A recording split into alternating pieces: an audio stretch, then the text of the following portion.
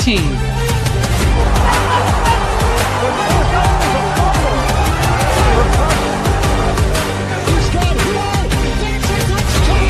One dream.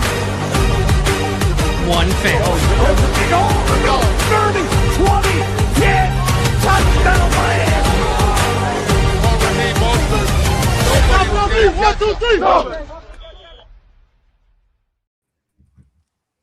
And we're back. Fish Tank Live, presented by Van Horn Law Group and Casabella Design Group. Seth Levitt here, not from the Casabella Design Group studios. I'm from Parts Unknown right now, Juice, otherwise known as Kyle Studios.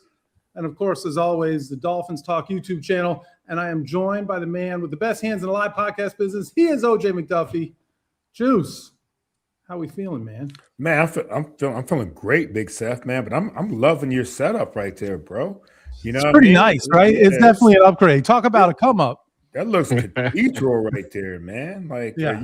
Are you in the Taj Mahal right now, man? Where you at, bro? It feels like it. It definitely feels like it. But I'm definitely I'm with the right people. Just know that much. Of course you are. Of course you are, man. And yeah, I know where your parts that are unknown are right now. And, that's right. You know, we'll keep that a secret right now. But man, the great people that you're with, where you are great people, man, and great listeners of the show, man. So I'm happy that you're able to. I'm happy you're able to join us tonight, bro. Because sometimes, Big Seth, man, you're all over the country, and we never know where you're at, and we still don't know where you're at. But I know where you're at. But don't tell them where you're at. No, that's it. We got to keep some things, a little left to be desired for sure. But excited to be here. Wasn't going to miss it. We couldn't miss 2 weeks in a row, and also excited to have the entire crew back here. So, of course, Emmy adjacent producer, the legendary Savak, making things happen over there in the garage, in the paddock. Sun Sentinel columnist and host of Dolphins Deep Dive with Perk. He is Chris Perkins, and the heart and soul of Van Horn Law Group, Chad Van Horn. We're all back in action. And I should, I know you said we don't know where I'm at. I know he's in the chat somewhere, but our guy Andrew Crowell is not only in the chat, but he's a lot closer to the show than he's ever been. So I'm just introducing him as well. That's it. Yep. You can hear him. If things get a little rowdy in the background, just know you know who to blame. So, gentlemen, I know that's been a lot of World Cup talk, understandably, but there is actually some things going on with our Miami Dolphins. I know it's not like in-season, mid-season form, but the first thing I need to start with, they did release their training camp schedule today, all right? So their training camp schedule is going to include 8 practices that are open to the public. The first one starts August 2nd, so get that in your calendars now. I know Perk already had. Is Furones working the first day, Perk? Or are you taking the first day off? It's all hands on deck for the first day. Right. You know that. Yeah. You can't take the first day off. That's like not showing up to work on the first day of employment. I thought it was gangster. I thought that's just how you let them know. Didn't Bill Parcells do that? I think he took the first day off from work. I don't know. So then there's an additional practice that's being offered exclusively to season ticket holders. And then fans are also going to have the opportunity to view one of the joint practices with the New York Giants. That's going to be on August 20th. And then there will be one open practice at Hard Rock Stadium. That reminds me, I have to tell you a story. Remember, we used to do the open practice at the Orange Bowl, Juice. We used to have that scrimmage at the Orange Bowl. Right. And we had that flood that time. Another story for another day. So training camp schedule has been released. There's giveaways for the first 1,000 fans each day, food trucks, garage sale. And Chris Perkins is going to be out there on day one. Yeah, Chris Perkins will be out there every day. I'm looking forward to it, man. I'm disappointed for the fans. There's only one joint practice that they get to see. But I think there would only be 2 of them, because I think Atlanta has a joint practice here also that's not going to be available, and then they go to Washington, right? Washington, yeah, I was going to say DC, right? So, but that's fine, man. I mean, training camp's right around the corner. I'm fired up. I'm excited. I'm off next week. But I'm just going to be killing time till training camp starts. I'm telling you, it's a sad reflection of my life, but I can't wait till camp starts. It is a little sad, and I think I have something to say about it later in the show. Yeah. Perk. I mean, training camp obviously is way different than it was when I participated in training camp, and the fact that they have a certain number of open days, and then you get an opportunity like you talked about, to, go to all of them, will you be at every single practice, Perk, or will you just pick and choose? You got to be at every single one of them, don't you? No, I choose to be at every single one of Yeah. them, and I think I need to be at every single one Yeah. of them, especially in the first year of Jeff Hafley and Malik Willis, all the change, the rebuild. You know what's funny? Juice, you mentioned how training camp is different nowadays. Y'all know that the starters get most of their work in the joint practices. They don't play in the preseason games. They usually don't do much on a regular practice. I said the NFL ought to start charging for the joint practices and have the preseason games be free, because that's you want to see the guys in the joint practices, right? Yeah, that's that's when the you see best the one. starters and the preseason games. That's the draftees and the UDFAs. I mean, make that free, charge for the joint practices. But yeah, it's exciting, man. Camp is right around the corner. So many questions to answer for the Dolphins, and I like being out there with the fans. I see Juice out there mixing with the fans and everything. The fans love him. I love going out there and mixing with the fans, being that close. So I can't wait for camp to start. Yeah, me too. Well, easy for us to say. And again, I'm going to discuss that later. And Chad, do the Steelers still hold training camp in Latrobe? They do. And before we get to that, Perk, I know you're signing autographs at camp, right? I charge people for pictures. I don't sign autographs. I charge people for pictures, bro. Hey, wow, Bill Russell. Every dollar that comes in helps with those HOA dues for sure. That's exactly. How do you think you bought new Wi-Fi? That's right. And it is a nice Pittsburgh tradition where they still make it out to Latrobe and the fans get to come out there. And it really, what I love about preseason and this part of it, and I think you guys will agree, where not everybody can afford to go to an NFL game just because it's so ridiculous. So the access that you'll get to see some of these people that, people are crazy about, and especially for the kids and everything else like that, I feel like the players take extra time to make sure that, the kids get to really see them, talk to them, and spend time with them, which clearly that can't happen during the regular season. And if it does, it's going to be at a premium sponsored by some premium ad partner of the NFL. So for me, that's the beautiful part of this season. Well, Big Seth, the best part about Latrobe is really Rolling Rock beer, man. Yes, we can keep it a buck, man. Let's keep it a buck here, man.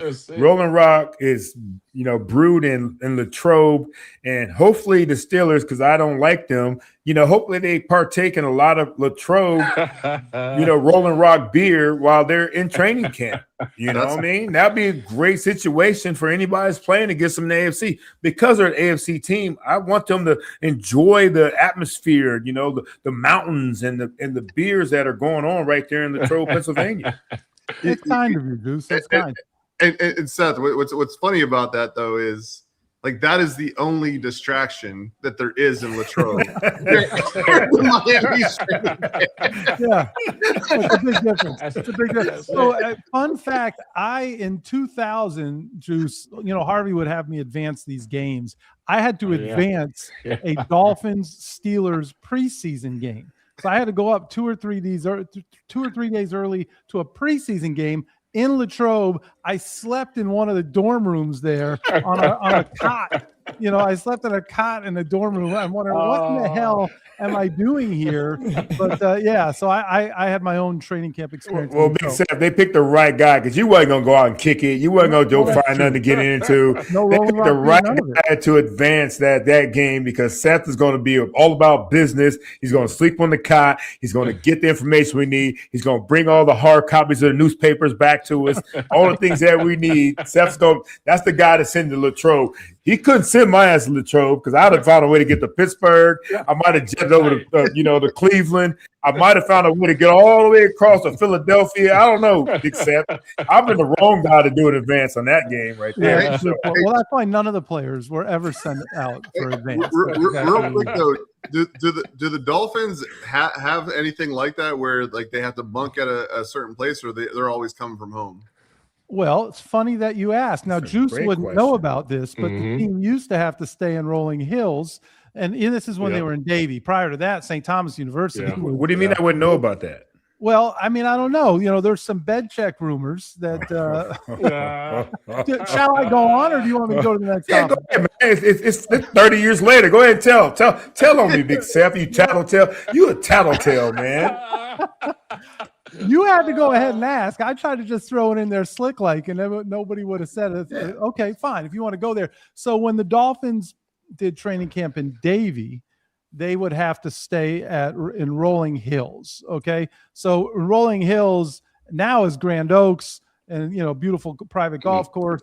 Rolling Hills was a public golf course, the old Caddyshack golf course, and the hotel was damn near run down. I mean, it wasn't quite St. Thomas University. It was in bad shape. From what I understand, the mattresses were a little rough on OJ's back.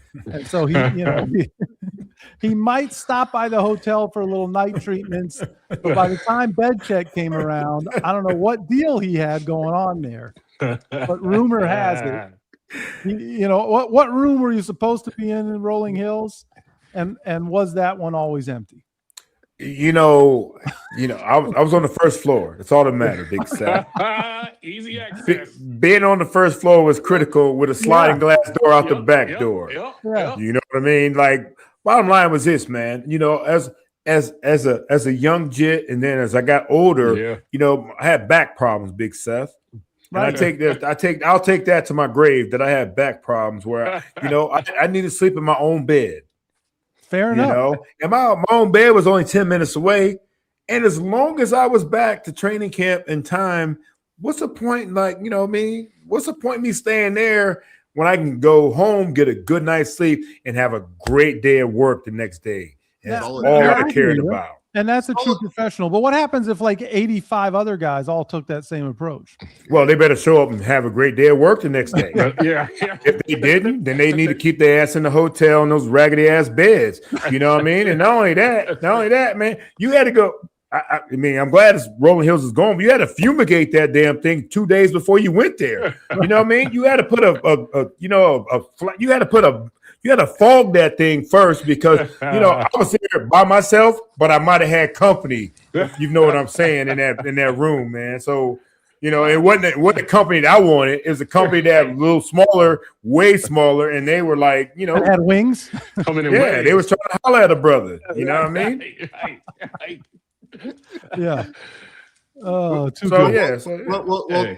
Well, it's actually funny in the local media in Pittsburgh, and I assume it would happen for Miami as well, where they show the luxury items they're bringing in, and there are guys that bring in mattresses. Like they bring in, Well, they mattress deals now. They got mattress deals now, man. Like, that's part of the NFL. Yeah. And let me tell you one other thing about Rolling Hills, and people love this part.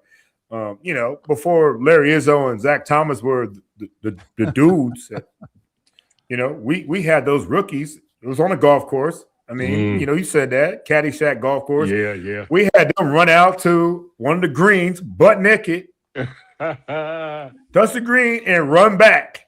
Yeah, that was part of that's minor hazing right there, right, Big Seth? Like with bags over their head. With bags over their head because we didn't want anybody to know who they were.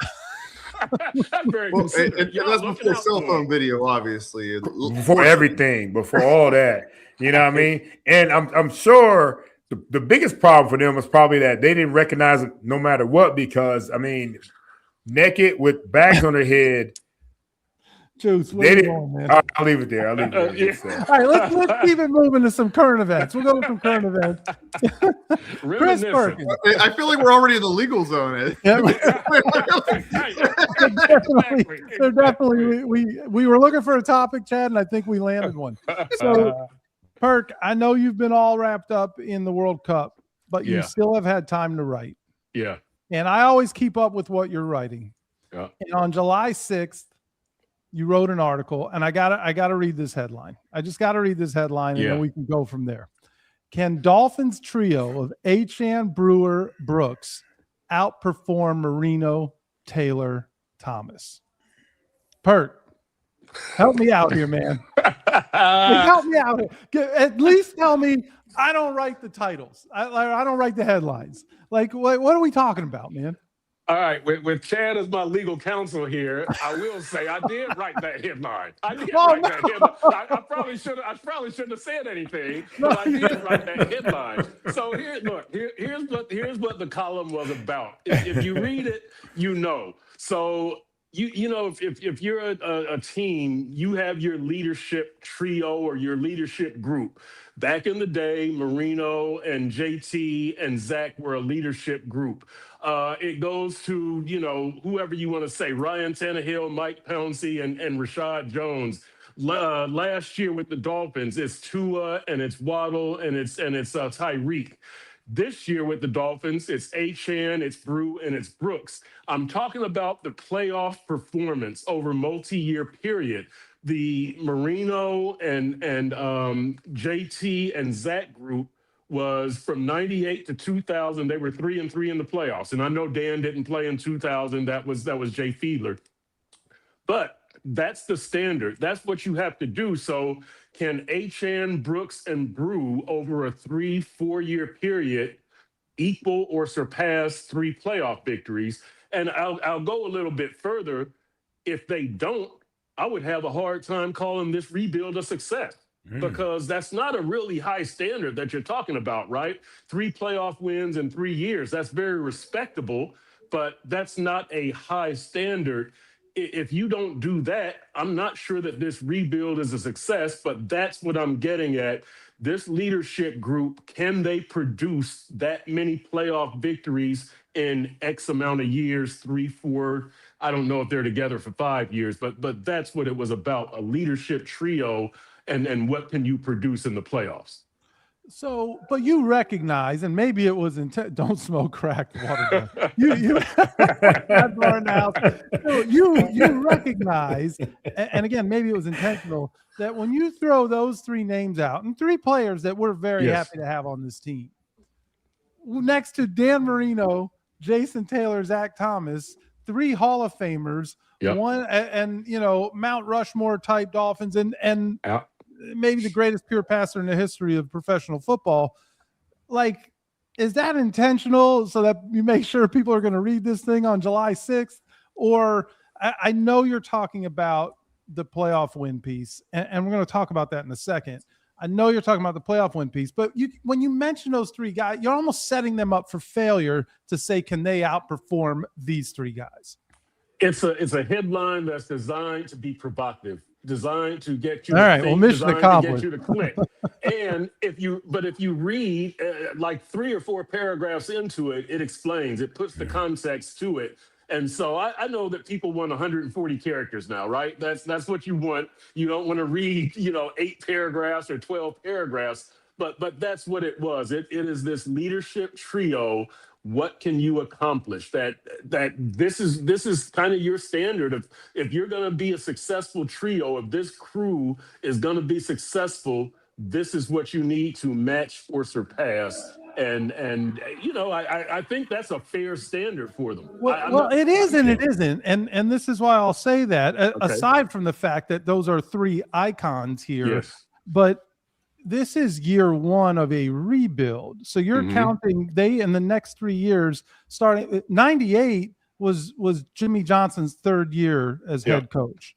And you had a veteran player like a Dan Marino. You didn't have a quarterback that's really getting his first opportunity to be a star. You had a whole different scenario there. You had a mix of veterans. You had the old Jimmy Duffys and the Tim Bowen, and then Pat, Richmond Webb, Right. And Sam and Pat, and those guys were developed in that time. 98, he was in his 2nd year, JT in his 2nd year, Zach in his 3rd year.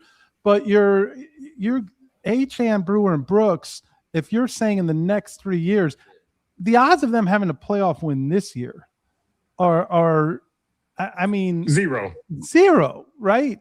Yep. So you're basically saying that they have to win 3 playoff games in 2 years, or it's a failure. And I don't know that No. I never said failure. The word I thought you just said if they don't, that you look at it, this rebuild as a failure. No, that the rebuild can't be called a success. It can just be there, right? It's just a rebuild. Well, look, no, I don't think the Ryan Tannehill years were a failure. Do you? I mean, you didn't achieve as much as you wanted to. Right. They weren't a failure. I think that's like labeling a draftee a bust. You don't like I wouldn't say that. I don't know. It's too early to say for Kenneth Grant, but I wouldn't let you. There's room between bust and you didn't turn out the way people hoped. And that's what this would be if there's a middle ground there. It's not pass, fail, success, or failure. Right. There can be a middle ground. But I'll throw this out to y'all.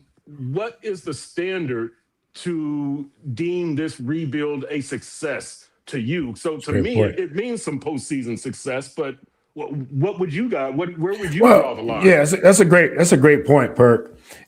Most teams don't achieve every single year. Only one team achieves every year. Right. Honestly, some teams surprise us. They're getting the playoffs, they'll do certain things, but most teams will underachieve because everybody's goal is one goal, and that's winning it all. Winning your division first and foremost, win your conference second, then winning it all after that. So most teams don't achieve what they set out to do. So I'm with you on that. When it comes to a team that is honestly strapped, look at it. Come on, half our salary cap is is dead money. We got 13 draft picks. Success with this team is anything other. I think for me, anything over what Vegas is telling us. You know what I mean? That's my success of this team. But I do feel like what you're saying, Perk, is important because we got a nucleus. Because these guys talked about a nucleus of guys, and they've got these nucleus of guys that they've re-signed for the most part. You know what I mean? And I think that those are the guys that that have to go out there and overachieve what Zach, JT, and Marino did. Yep. You know what I mean? We didn't do shit. Excuse my French, Savak. We didn't do anything with all these great players. I played with 3 Hall of Famers. I played for a Hall of Fame coach. I got a couple other guys that's probably be in the Hall of Fame that I play with, and we didn't achieve anything. So it'd be great for these guys to go out there and, in my opinion, overachieve in the next 1 to 2 years because we're not expected to do much. When you look at Vegas and we're expected a 4.5. What's over under 4.5 win? Yep. That's not. Come on, man. That's first pick in the draft most of the time, first or second, right? So when we're talking about stuff like that, we're in a situation where these guys have to have a bigger window. We have to have a longer time to get to where we need to get because they're so strapped. Marino, Zach wasn't strapped when he came in. Right. JT wasn't strapped when he came in. Marino wasn't strapped when he came in. Those guys had teams already that were pretty good when they fucking came into the league. You know what I mean? And now these guys now that have been dismantled with a lot of guys we've lost, and then a salary cap problem and a lot of young guys. I got to give those guys I think I give them a longer runway to be successful because they're strapped more than any team, any players that I've seen or any group that I've seen come in here. Even though we kept this nucleus of guys, I do love the nucleus, but the rest of it is so raw that it's tough for those guys to be able to achieve anytime soon. What? Let me say a couple of things real quick, Juice. I thought your teams. I thought almost maximized their potential.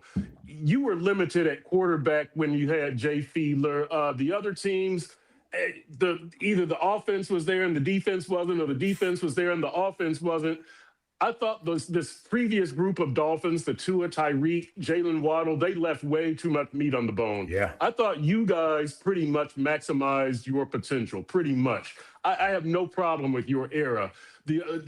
Another thing here is that, when I look at when you say they need a longer runway, you don't have that nowadays. Look at what Jacksonville did. Look what New England did. Look what Detroit did. Look what Denver did.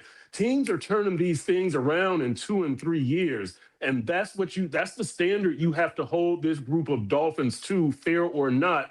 That's kind of the way turnarounds and rebuilds are done nowadays in the NFL. And then after that, I would also say that, I just can't make the excuse that, these other Dolphins teams were already established.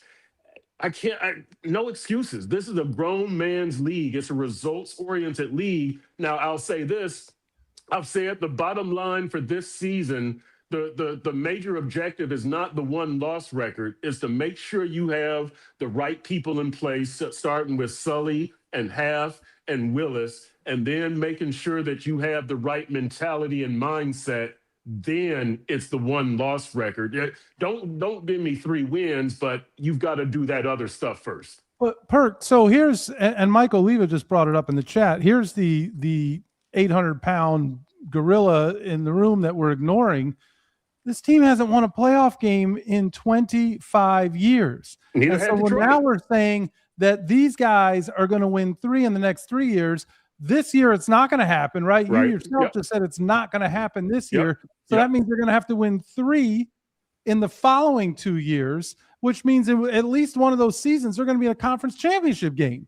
And if they don't do that, it's not a success. I just don't. The math isn't mathing for me. Okay, that's a low standard, Seth. I look. Detroit hadn't won a playoff game in 31 years.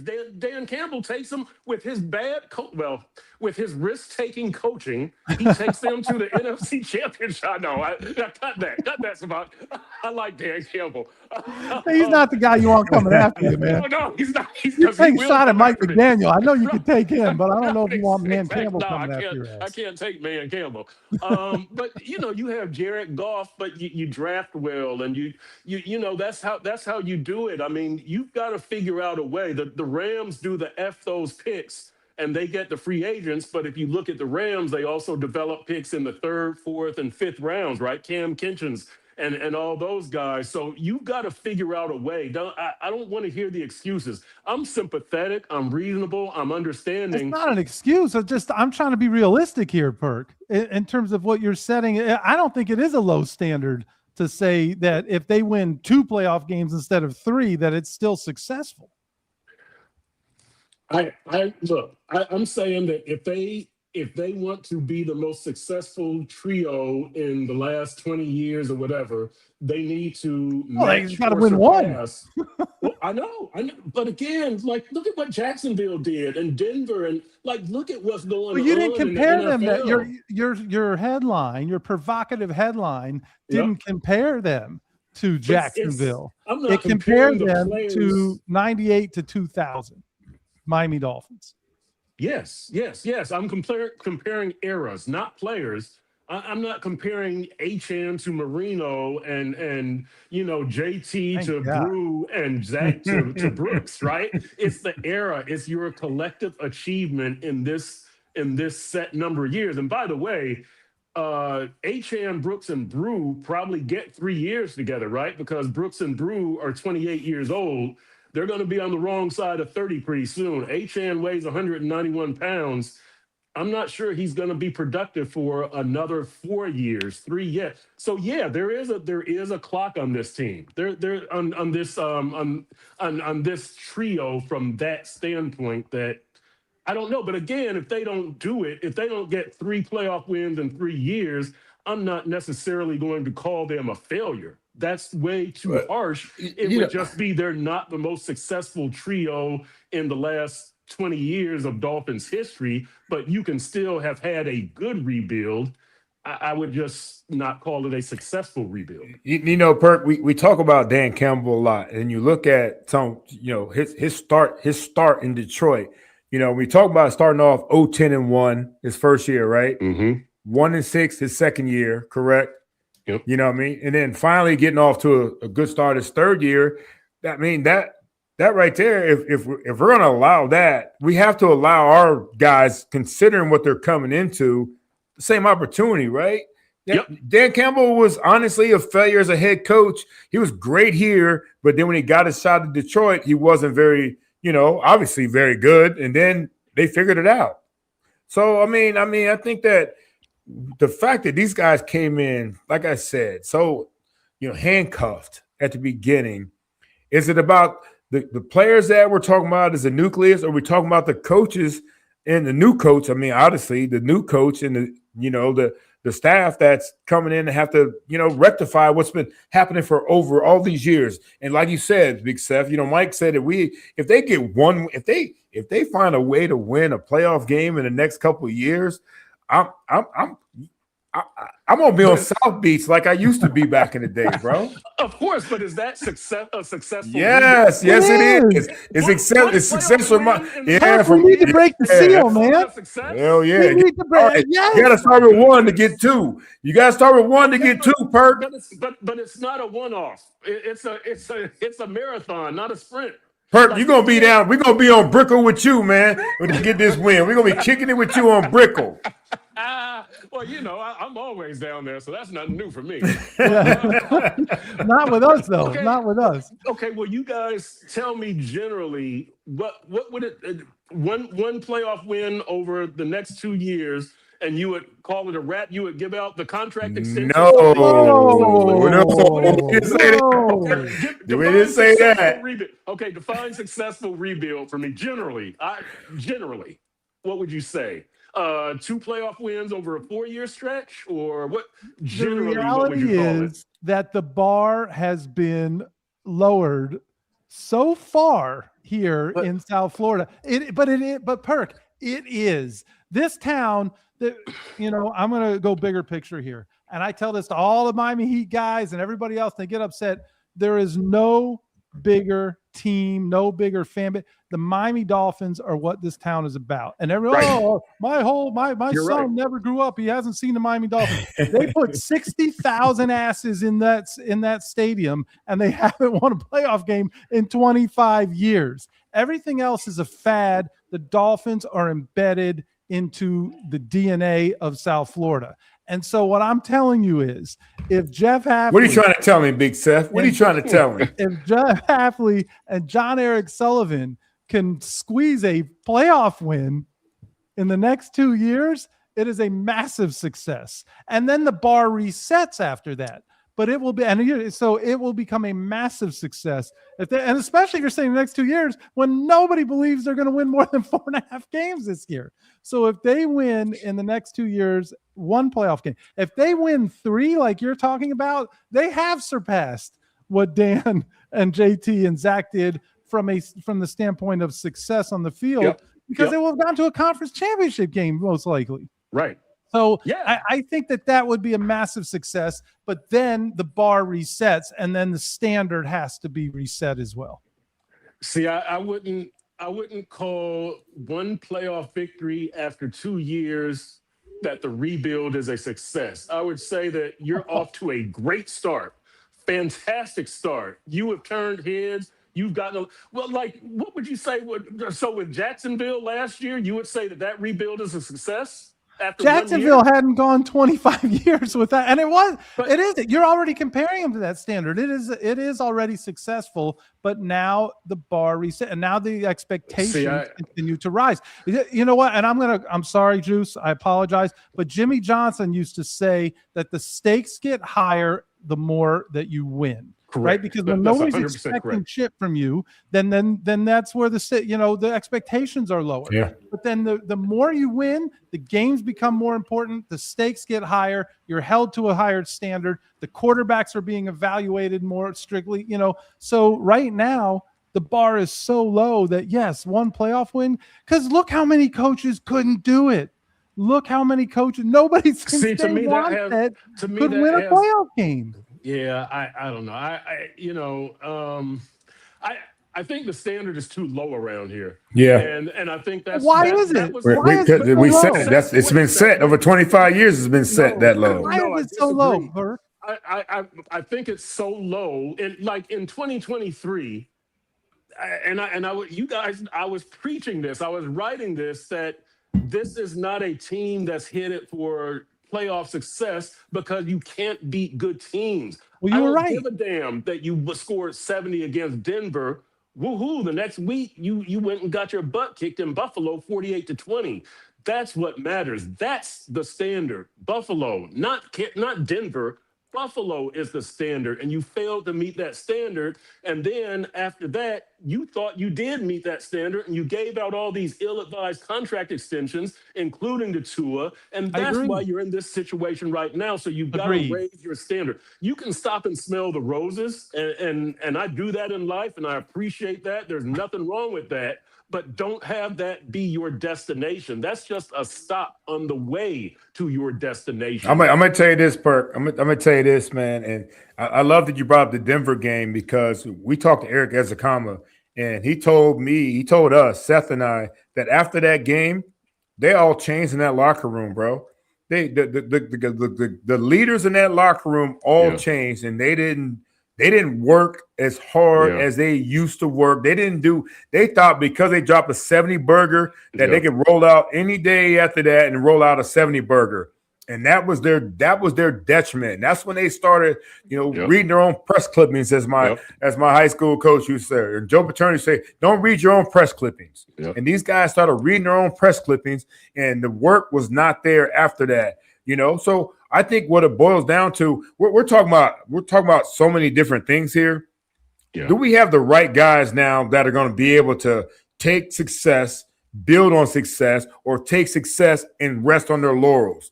You know what I mean? And these guys, I think this coaching staff hopefully won't let these guys take a 70 burger and party around Miami the whole time and not be ready for the next game, like you talk about getting blown out. Right. Or they take that 70 burger, or if they ever get one again, and build on that and be able to go out there and learn from that, but also more importantly, learn from what they did wrong in that game. Right. So it's like, I just think the mentality is has to be different with this football team than it was with the last regime and a lot of key players, because the mentality last year was trash. Hot garbage. Hot garbage, trash, waste management for sure. Incinerator, not even recyclable. You know what I mean? It was straight up. So now we just got to make sure we got the right people with the right mindset. When you have success, you take that success and build from it, and not sit back and not do the things that got you that success. And I think that's what happened with the last group of people.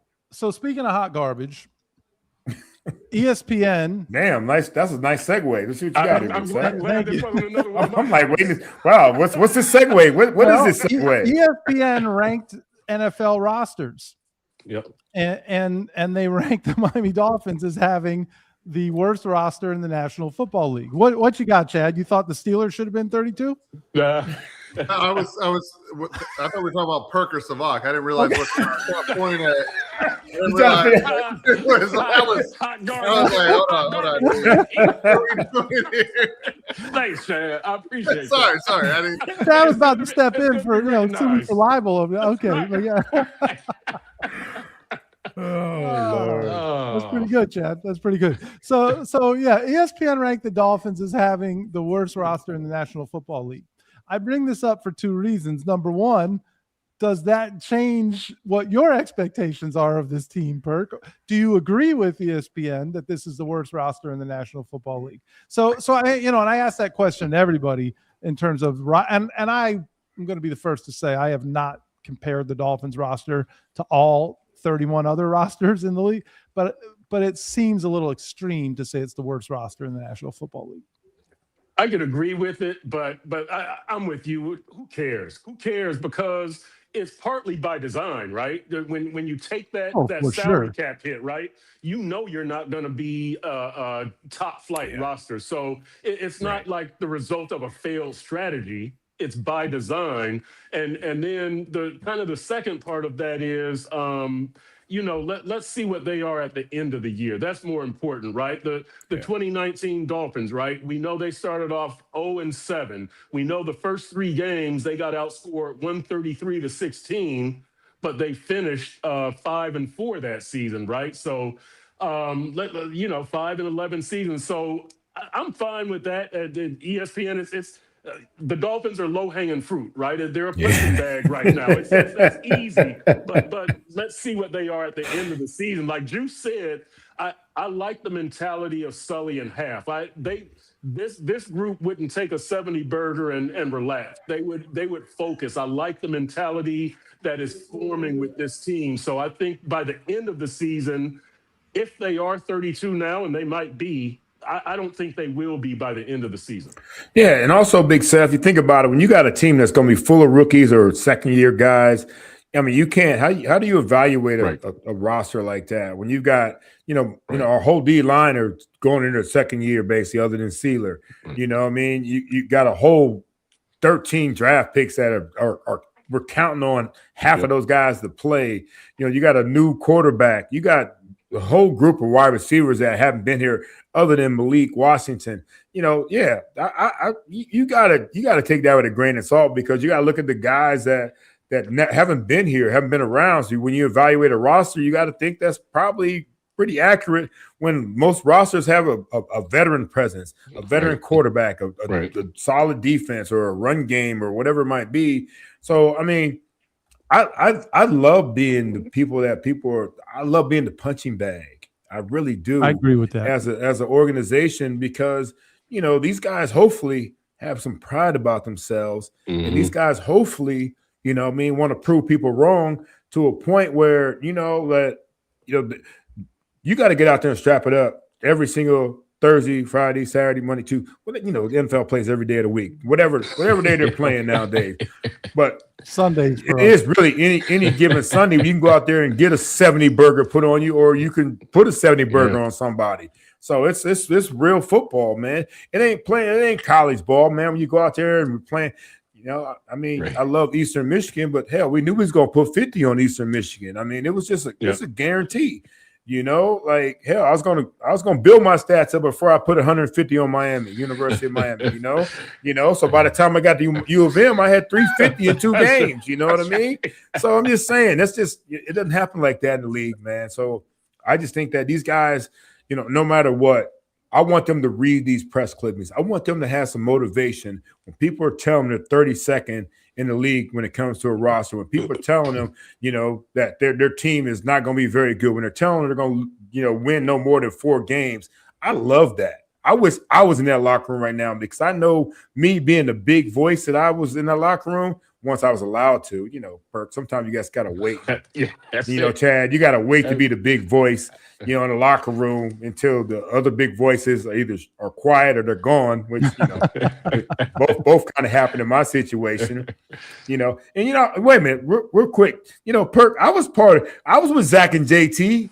Why not me, Zach, and JT? And you put Marino in there. That's messed up, bro. I won the MVP twice with Marino on the roster. That's fucked up, Perk. Juice, if I was going to do foursomes, you were the next name, but I did trios. That's all it was. It was a numbers game, Juice. That's all it was. That's all it was. Yeah. And Juice, who was on the squad that won the last playoff game? I forget. I was on that squad.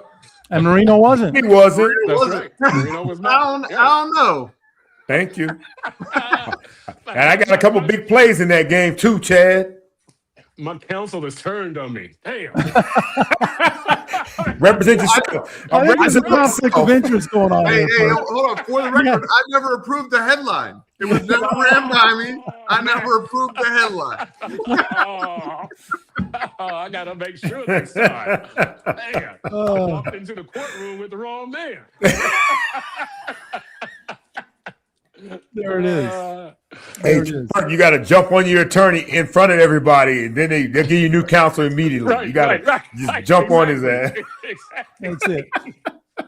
Well, hey, one more thing while we're talking about rankings, and I want to get into the legal zone, but also ESPN, and ESPN didn't make this decision, I don't believe. From what I understand, they have their annual position rankings, and they survey league executives, coaches, scouts, and they rank different positions. And De'Von Achane did make the list of top 10 running backs, but he was ranked 8th. Now, I don't know how many of you subscribe to Miami Dolphins Today. It's a great newsletter the Pro Football Network guys put out, Miami Dolphins Today. I've been subscribing to it lately, and I really like the stuff they're doing. They were hurt by this ranking of 8th for De'Von Achane. Like I think their headline, Perk, that Chad didn't approve either, was that De'Von Achane was offended, by this ranking. So I want to ask you guys again, and Chad just stepped away, but since this isn't strictly Dolphins, do we think 8 is okay? Should we be offended if we thought he should have been 6th and he's 8th? Like, is that a slight? Do we want him to be slighted a little bit? I mean, boy, Tyreek Hill was pretty excited when he was the number 1 overall rated player by his peers, and then then the wheels fell off. Right. So how do we feel about an 8th? Chad, I'll start with you because you're a guy who looks beyond just the Dolphins roster. How do you feel about De'Von Achane being ranked as the 8th overall running back in the league? I hate rankings like this, so I'm glad you started with me, but because first off, you don't know exactly who's ranking them, and obviously every team in the NFL would like a player like De'Von Achane. They would like De'Von Achane. Like he's going to fit him, but it's always like at what price are you going to pay him? There's all these other balances that go into it because everybody wants him on their squad, and anybody that wouldn't is stupid. And to be top 8 in the world at the running back position is pretty ridiculous. And I was writing a separate article from this. He was one of the guys that I really wanted on the USA men's team because I think he would have been really good if we could have had him, because he just is such a talented athlete individual. And I know he's not the biggest guy, but he fills so many roles. So I don't think you could take it as a slight at all. I think the worry for anybody that's ranking may be the longevity because he's not the biggest guy. He's undersized, right? He's an undersized guy, which is understandable. But when he gets the ball, he produces. Yeah, you know what? Slighter size guys don't usually get hit very hard, Chad, and that's what when they're that fast. Bottom line is, if you want to rank some running backs, look at everybody's fantasy league, man. You look at your fantasy league. I don't think De'Von Achane will be the 8th running back taken off the board in fantasy football come August or whatever people start picking. I know there's some great running backs. You got McCaffrey, and you got Gibbs, and you got you got all these guys that are really good. Bijan Robinson obviously is top, but you got some dudes like when De'Von Achane, when you combine his ability to run the rock and catch the rock, he won't last to 8 in the fantasy football draft, when it comes to something like that, because I think that his ability now, and as much as we're going to use him this year, it's going to be special, man. I think it is a slight. I really do. There's some guys that, that are good. You talk about, like I said, Bijan and Saquon and all those dudes, they're nice. But I'm going to tell you what, the young gun who was our guy's a young gun right now when you talk about these running backs. McCaffrey, will he be on the field? He's one of the guys that's probably ranked higher than him. You know what I mean? Will he be on the field the whole time? De'Von Achane is a young dude that's going to just getting better and better every single year. And I can only imagine how many ways they're going to be able to use him in our offense, with Malik Willis in the back, and certain creativity they're going to be able to come up with. So it's definitely like, because you got a guy that we found out last year, Big Seth, that can run many tackles. Yeah. Obviously can catch the ball, out of the backfield. I hated that they had him running wide receiver routes because he can't run wide receiver routes. I don't care what you thought. Don't let Travis hear you say that. You can't do that. You can't do that. That was a big problem for me. But at the same time, though, man, everything else about him was special, man. So, yeah, definitely a slight. And I hope that we talked about being ranked 32nd roster. I hope being ranked 8th running back is a fire in his ass to go out there and show these dudes that, look, I'm that dude. I was just at the Pro Bowl. I'm that dude, and he is that dude, man. And I'm looking forward to him having a big season and looking forward to seeing the creative things they come up with for him. Real quick, Seth, though, just between 8th running back and 1st running back, man, that's razor thin, and a lot has to happen. It ain't on paper. It ain't razor thin. When they put it out there in print, that's wide open. That's wide open, Chad. But no, like. Who's the number? Whoever the number one, Jahmyr Gibbs, whoever it is, like Bijan Robinson is probably number one. Bijan is 1, Gibbs is 2. So, yeah, I think it's razor thin between. If he was put in the right situation, and hopefully he is this year, I think he could be the number one or number two. It just depends on the situation, and you know that. Like as a wide receiver, you needed the right quarterback, you needed the offensive line. Same thing with the running back. Well, I'm gonna tell you this: his offensive line. I would love to run behind those big MFers. I would love to hide. I'd love to run left. That's for damn sure. I would be running. Hey, yo, I'll be like, if we were running right, I'll be in the backfield called Riverside. Riverside, that means flip it. That means flip it. Let's run left instead. Look, we might have had the advantage on the left side, but our weight, our mass on the left side is way bigger than anybody else's mass on the left side and their right side for sure. Indeed. Good stuff. You know what? I think that, first of all, I think the voting was done by GMs and scouts, if I'm not mistaken. Jeremy Fowler did it for ESPN, but I think he polled GMs and scouts. I think that's an honor for Achane. I really do, and I think it's a good ranking for him. Off the top of my head, who's in front of him? Seth Bijan and Jahmyr Gibbs and CMC Saquon, and Derrick Henry, Saquon. Jonathan Taylor. Yeah, Jonathan Taylor. That's a good group. And James Cook. James Cook. That's a solid group. Look, I think it's an honor for Achane because you have been the number 3 offensive option, right? Behind Tyreek and Jalen Waddle, you still ball. Last year, you proved that you can stay healthy. You can be that alpha male. When the offense goes to crap, you were the guy who held it together. So that's recognition of that also.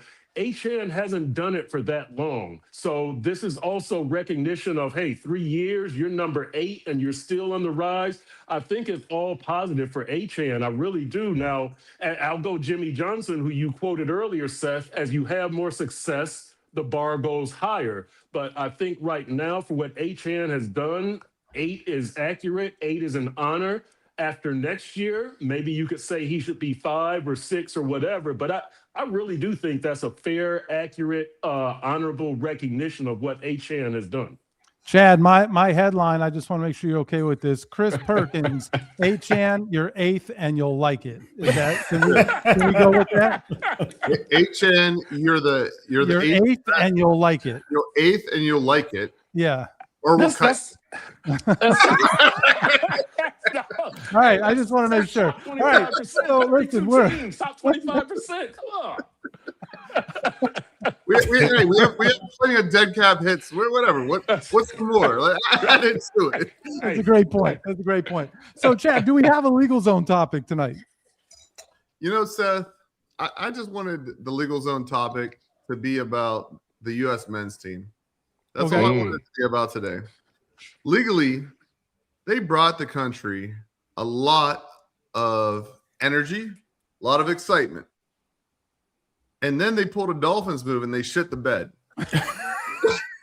This is my I tried to tell y'all. It really is. It really is. It sure sounded like it. Everybody feels the same way about them. Yep. We scored that 70 points. And then the next week we lost. Yeah. And I really hope, and I previewed it earlier that I was going through who the best 11 we could put out there as far as athletes. If we had our athletes start at 5 years old playing soccer the entire time, I think we would dominate the world. Yeah. But the problem is we have our 1,000th best athlete playing. Yeah.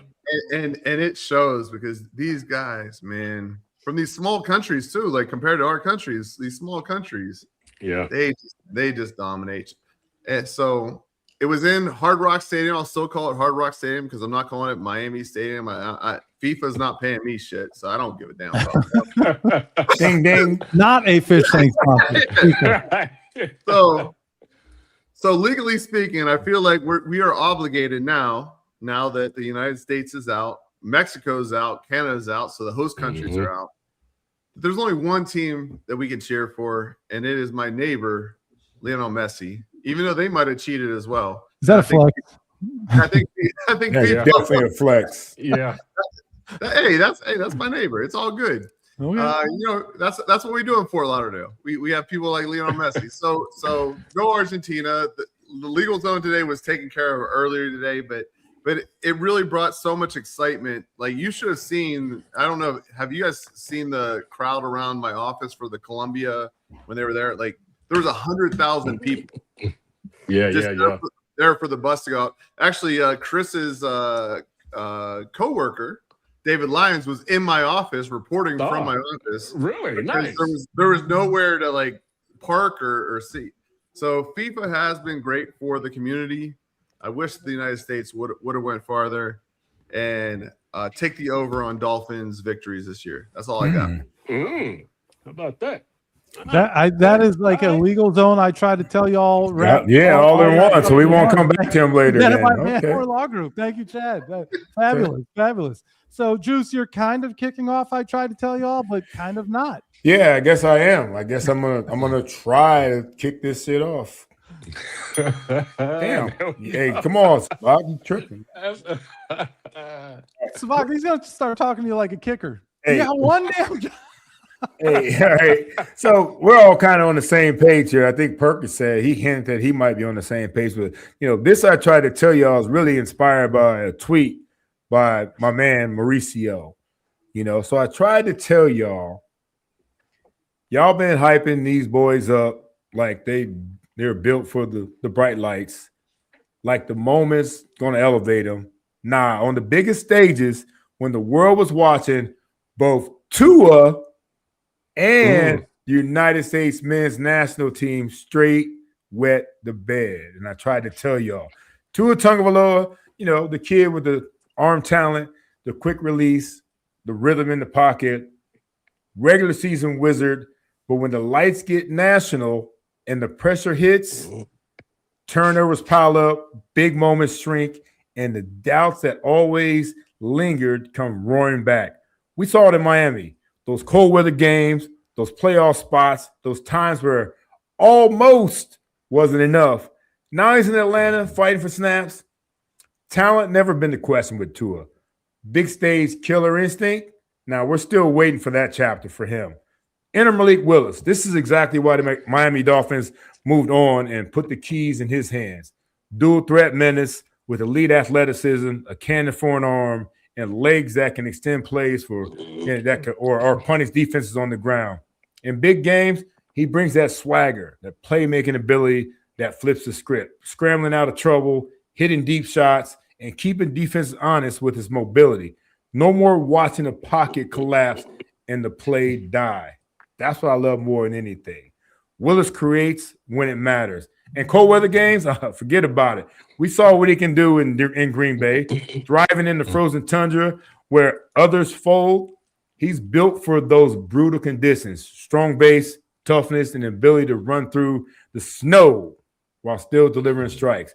Miami finally has a quarterback who doesn't disappear when the wind howls and the temperatures drop. Picture me rolling. That's Tupac. There you go. Into this big moments with Tupac energy. Outlaws in the field, refusing to fold under pressure. Change ain't coming if you keep doing the same thing. Willis got that warrior spirit. Keep your head up, Perk, through the storms. Hit them with the unexpected and rise above the skeptics. This ain't football. It's survival of the fittest on the biggest stages. Meanwhile, the U.S. women's national team shows exactly how it's done. While the men collapse on the grand stage, the women keep delivering, winning World Cups, Olympic gold, and stepping up when the world is watching. They bring that clutch mentality, that resilience, that championship pedigree time and time again. No excuses, just results. That's the standard.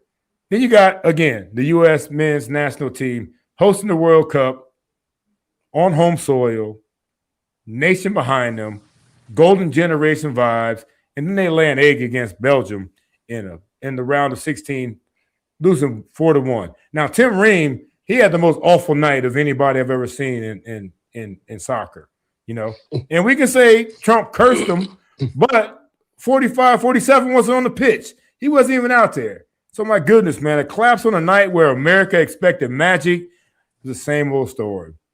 Promise, flash, then the weight of the moment hits and poof, dreams deferred again. Look, I love the athletes. I love the grind. I played midget football in Marion, to Penn State, to catch and pass from Dan Marino on Sundays. I know what it takes, but I know this. Talent gets you to the stage.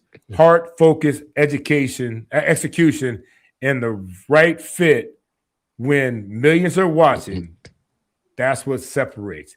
Two in the U.S. men's national team show flashes and then folded. Willis, he's the type of that, I think he can rise to the spot and who's going to be doing well. Tupac. I love Tupac. Turning pain into power and doubt into dominance. The women prove it, and it's always possible. Y'all keep making excuses, whether refs, they were due, whatever. I try to tell y'all, proof is in the pudding. Big stage performances, don't lie. Time to build different with Malik under center. Time to demand more, like Perk said. I tried to tell y'all. Well, there you have it. Wow. I like it. Tupac, women's national team, men's national team, Dolphins, a little bit of everything. Yeah, I like it. I like that. Let's go. That's hard to follow. Well, we'll do you a solid. We'll let Savak go before you. There you go. All right. Savak, you have one? Here comes the video. Come on, man. We had 2 weeks to get something ready. It's been a wild 2 weeks. Well, I want to hear about that. Is that a separate podcast? Not here. All right. Not here. Not in this space, gentlemen. So they got to sit seriously. Savak is very serious tonight. Well, Perk, you're gonna have to follow it. What did you try to tell us? All right. I tried to tell y'all there are comparisons between Dolphins fans and U.S. men's national team fans, and the common denominator is disappointment.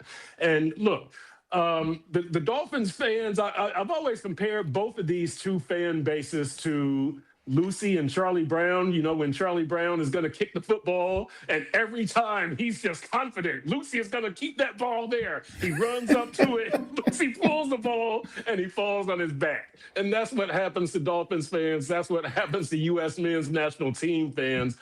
I feel for both groups. But my frustration is greater for the men's national team fans, because my whole life, for over 50 years, I've been hearing that the men's national team is about to turn a corner. They're about to get good. Soccer is on the rise. Enthusiasm is high.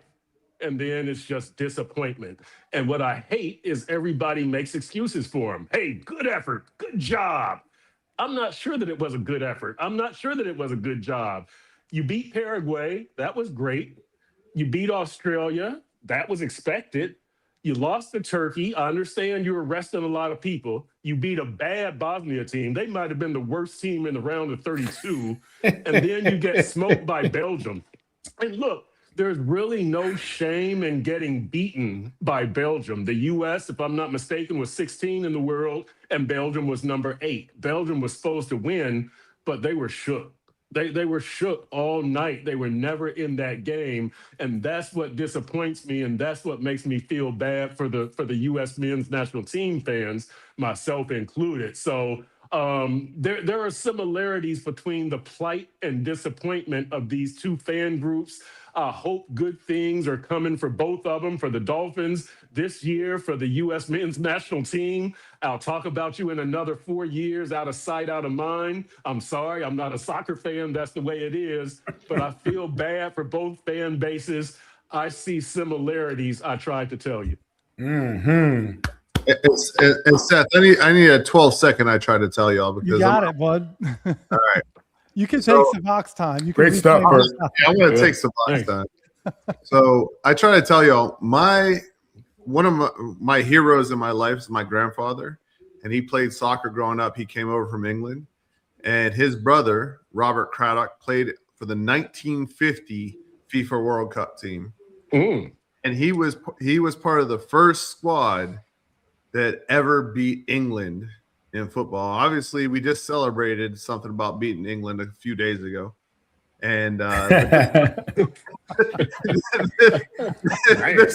I feel like this match might have hurt worse, honestly.